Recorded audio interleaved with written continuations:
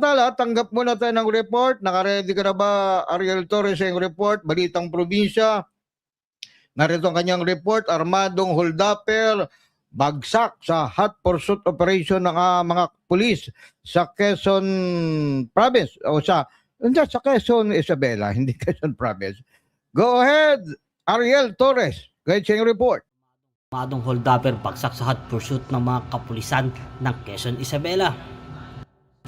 Muling pinatunayan ng mga kapulisan ang kanilang mabilis at epektibong pagtugon sa krimen matapos agad masakote ang isang armadong holdupper sa isinagawang hot pursuit operation ilang minuto lamang matapos mang-hold up ng dalawang biktima sa barangay Arellano, Quezon Isabela bandang alas 4:20 ng hapon nitong Enero 13, 2023. Ayon sa ulat ng Quezon Municipal Police Station o MPS, bandang hapon araw na mangyari ang insidente habang ang mga biktima na si alias Mary, 43 gulang at alias Jose, isang Pakistan national, ay bumaba mula sa kanilang sasakyan upang bumili ng mobile phone load. Bigla na lamang silang nilapitan ng isang lalaki, bumunot ng baril, tinapat sa biktima at tiniklara ang hold up.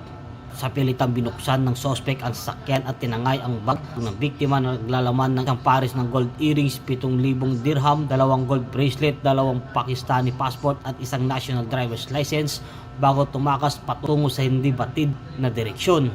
Kaagad na marumispondi ang mga tauhan ng Quezon Municipal Police Station, katuwang ang Malig Police Station, Provincial Investigation Unit, Isabela Police Provincial Office, 3rd Platoon, 1st Isabela Provincial Mobile Force Company, 21st Company, Regional Mobile Force Battalion 2 at nagsagawa ng hot pursuit operation na nagresulta sa matagumpay na pagkaaresto ng suspect dakong alas 5:15 ng hapon ng nasabing araw. Ang suspect ay nakilala na si alias Edmar, 36 taong gulang, residente ng Tabuk City, Kalinga.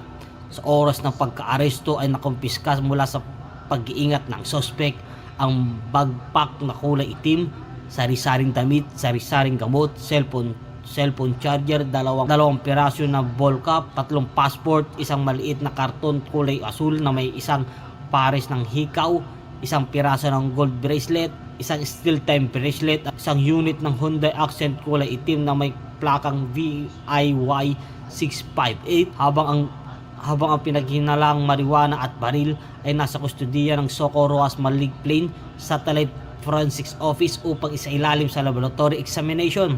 Ang suspect ay nasa kasalukuyang kustudiya ng Quezon Municipal Police Station at sasampa ng kaso sa alinsunod na umiiral na batas.